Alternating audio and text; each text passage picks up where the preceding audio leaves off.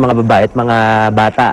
Tanging mga kalalakihan na lamang inaiwan na kumukuha ngayon ng mga kahoy na magagamit nila sa pagtatayo ng kanilang panibagong tirahan sa mas ligtas na lugar.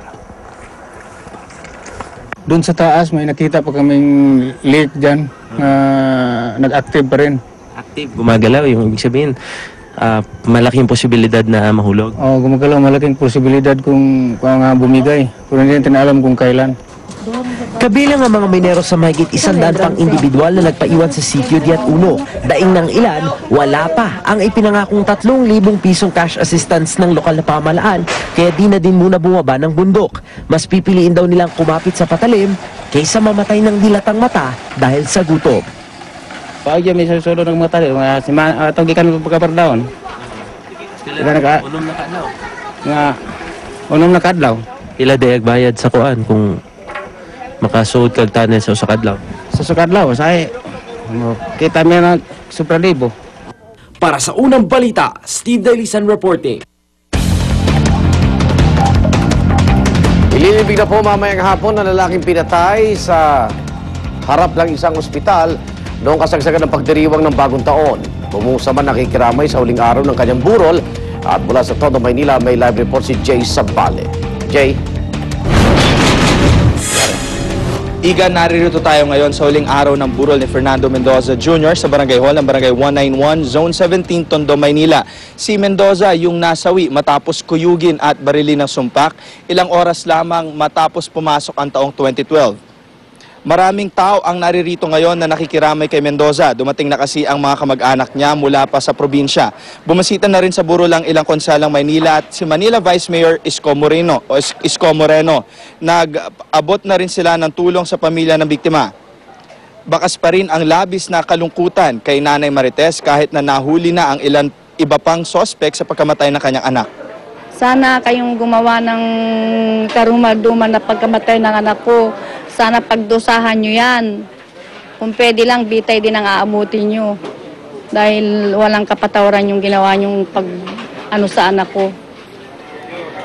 Sabi ni Nanay Marites, bagaman gumagaan na kahit papaano ang kanyang pakiramdam, hindi niya alam kung paano niya raw makakalimutan ang nangyari sa anak. Tuwing bagong taon na lamang daw ay siguradong labis na kalungkutan ang kanyang madarama. Siguro nakikita din niya kami ngayon, di ba? Maging ka na rin, masaya ka dahil siguro hanggang dyan na lang talaga ang buhay mo. Pero mahirap tanggapin, anak, ang nangyari sa'yo. Hindi namin makakalimutan to. Mamayang 2:00 ng hapon ay ihahatid na sa huling hantungan si Fernando Mendoza Jr. sa may Manila North Green Park. Igan? Maraming salamat, Jay Sabale.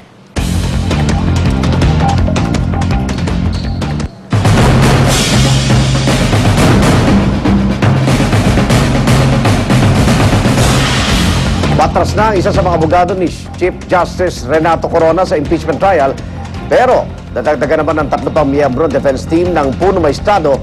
Narito po ang report ni Sandra Aguinaldo.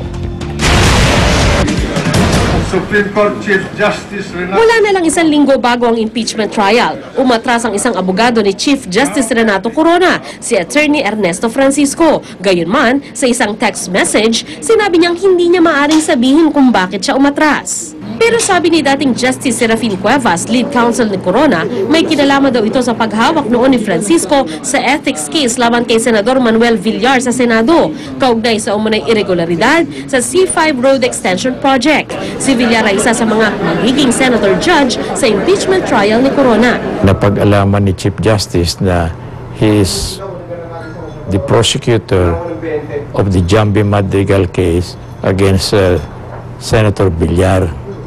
And for fear that he's coming in as one of the defense lawyer, maybe misunderstood by Senator Villar. Nauna nang napaulat na wala na rin sa defense team si former Justice Hector Hofileña. Pero sabi ni Cuevas, hindi naman talaga opisyal na naging abogado ni Corona ang dating hukom. At hindi raw umiksi, kundi humaba pa nga raw ang listahan ng mga dekampanillang abogado ng Chief Justice. Nagpasa na kasi ng entry of appearance sa Senado sina Attorney Ramon Esguerra, dating Justice Undersecretary noong Administrasyong Ramos. Si Attorney Tranquil Salvador III, dating din ang pamantasan ng lungsod ng Pasay. Si Attorney Joel Bodigon, isang law professor. Pasok din daw sa defense team, sabi ni Cuevas. Si Attorney Karen Jimeno naman, hindi lang defense lawyer kundi spokesperson din kasama sina Salvador at Esguerra. Hindi po naman formidable. Good enough to put a good fight. I want to contribute, no matter how modest, to regaining, or the law profession to regain the nobility and respect that it deserves. Bahagi rin ng defense team ni Corona, sina Jacinto Jimenez, Dean Jose Roy III, Dennis Manalo, at Herman Lichauco II. Tumutulong din si dating Ateneo Law Dean Eduardo de Los Angeles. Habang naghahanda ang kanyang mga abogado, dumalo naman si Corona at ang kanyang pamilya sa ika-5 araw ng Novena Mass para raw ipagdasal ang pananatili ng kasarinlan ng Supreme Court. Tikom ang bibig ni Corona, kaya ang misis niya ang kinumusta ng media. We've done no wrong. We continue to pray for God's grace in His time. Paglilinaw naman ni Supreme Court spokesman Maidas Marquez, habang gumugulong ang paglilitis ay hindi raw magli-leave of absence si Corona at lalong-lalong hindi magbibitiw sa pwesto. I think resignation is out of the question. Nanindigan din si Marquez na walang masama sa pagtatanggol niya sa punong maestrado, taliwas sa batikos ng ilang mambabatas na tila spokesman na siya ni Corona at hindi ng buong Korte Suprema. Para sa unang balita, Sandra Aguinaldo reporting.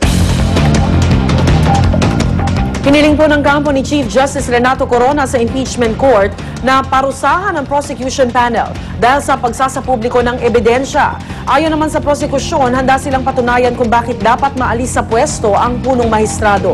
Narito ang report ni Jam Sisante. Ang pagsasapublikong ito ng prosecution panel sa kopya ng deed of sale ng condo unit ni Chief Justice Renato Corona bilang ebidensya sa impeachment. Pambabastos daw sa Senado na tumatayo bilang impeachment court. Yan ay giniit ng kampo ng punong maestrado sa isinumite nilang manifestation sa Senado. Ayon sa mga abogado ni Corona, labag daw ang ginawa ng prosekusyon sa Rules of Procedure on Impeachment Trials. Nakasaad daw dito na hindi maaaring magsalita tungkol sa merito ng impeachment complaint ang presiding officer, senator judges, prosecutors, ang opisyal na in-impeach, gayon din ang mga abogado at testigo ng magkabilang panig. Malinaw raw na ginawa ayon ng prosekusyon para sirain ang imahe ng punong maestrado sa publiko at pagmukhain siyang may sala kahit hindi pa nagsisimula ang paglilitis. Naunang giniit ni Tupas na hindi merito ang tinalakay nila nang ipakita ang kopya ng deed of sale. Gayunpaman, hindi na raw sila makikipagbanggaan sa Senado kaugnay rito. Sa isang forum sa UP Law, muli namang iginiit ni Integrated Bar of the Philippines o IBP President Attorney Roan Libarios na hindi raw dumaan sa tamang proseso ang pag-impeach ng Kamara kay Corona. It was signed without reading kasi isang kopya lang ang binigay doon sa corpus. It was treated as a done deal. Isang kopya lang at pumila lahat ng mga kongresista dito parang pumirma lang ng isang attendance sheet. Sagot naman ng prosecution panel, hindi raw one-day affair ang pagpapasa ng impeachment complaint laban kay Corona. Sabay sabing handa raw silang patunayan kung bakit dapat maalis sa pwesto ang punong mahistrado. As far as the Chief Justice is concerned, he no longer has the moral timber to stand and to be the representative of our judicial system. Sa ngayon ay puspusan ang paghahanda ng Senado na magtitipon muli bilang impeachment court sa January 16. Humingi na raw ng karagdagang puwersa mula sa PNP ang Senate Sergeant at Arms para sa mas mahigpit na seguridad. We are not saying that there is going to be that thing that will happen here. But mabuti na ho yung nakaprepare tayo kahit na po wala silang sinasabing threat. Ang mga nakabukas sa cellphones, laptops, camera at anumang electronic gadget, ipagbabawal din daw sa loob ng session hall para hindi maistorbo ang impeachment trial. Para sa unang balita, Jam Sisante reporting. Samantala, magsisimula na po ngayong araw ang shooting ng Hollywood film na The Bourne Legacy sa Maynila. Kaya naman ilang kalsada ang isinara para bigyang daan ang shooting. Mula sa Maynila, may live report si Micaela Papa. Mika. Yes, Rhea, tulad na nakikita nyo, excited na nga nakaantabay ang lahat sa unang araw ng shooting ng Hollywood film na The Bourne Legacy dito sa ilang kalsada sa lungsod ng Maynila. Madaling araw pa lang nakahilera na sa Leveriza Street ang 8 truck na laman ang props, set at ibang film equipment. Todo bantay din ang mga tanod sa mga nakalatag na kable at film lights. Lahat ng ito para sa unang shooting day ng Hollywood film na The Bourne Legacy sa Maynila ngayong umaga. Ayon sa mga residente, noong December pa lang ay pininturahan at pinatibay na ang bubong ng ilang bahay para sa umano'y chase sequence sa bubongan. Ang Bourne Legacy ang ika-4 na pelikula sa sikat na Bourne series at pagbibidahan ng mga aktor na sila Jeremy Renner, Edward Norton at Rachel Weisz. Kaya naman excited na ang mga taga rito na malapitang masaksihan ang paggawa ng isang Hollywood blockbuster. Natutuwa ako itong lugar namin ang napili. Dahil sa dinami-dami ng barangay o lugar dito sa Maynila, napili itong lugar namin. Minsan lang naman po kasi ito nangyayari na nabibigyan pansin yung lugar natin dito sa Pilipinas na pinagsushootingan ng mga Hollywood. Siyempre nakakatuwa, tapos kasi Hollywood ang magko-coverage, tapos makikita pa namin yung Hollywood star, si Rachel.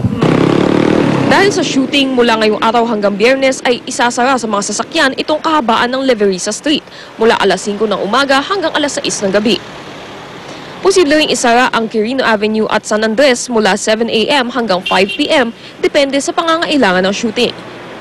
Kaya naman sa mga motoristang pupunta o galing sa Quirino Avenue, maaari silang dumaan sa Adriatico Street o kaya sa LM Guerrero. Sa mga galing o pupuntang Rojas Boulevard at Coastal Road na papunta ng Maynila, maaari dumaan sa Vito Cruz at sa Taft Avenue patungo sa inyong destinasyon. Pagdating naman sa Sabado, sa gabi na isasara ang Leveriza at Quirino. Rhea, 5 a.m. nga isinara itong Leveriza Street nga, ngunit sa mga oras na ito wala pa tayong information kung anong oras magsisimula yung mismong filming at hindi nga tayo makapasok dun sa inner streets ng Barangay 705 kung saan gagawin daw o isushoot yung mga pinakaunang scene dahil nga todo higpit na ang seguridad dito pa lang sa bukana ng Leveriza. At patuloy namang nakabantay yung binuong Task Force Bourne ng 120 personnel ng MMDA na siyang mga ngasiwa ng daloy ng trapiko at crowd control dito sa shooting. Rhea? Maraming salamat, Micaela Papa. Bagong renovate na Session Hall ng Maynila, solar-powered na. Justin Bieber, ano na kaya ang plano para sa kanyang singing career ngayong malapit na siyang mag-18 years old? Pagpauli, tutok lang sa unang balita.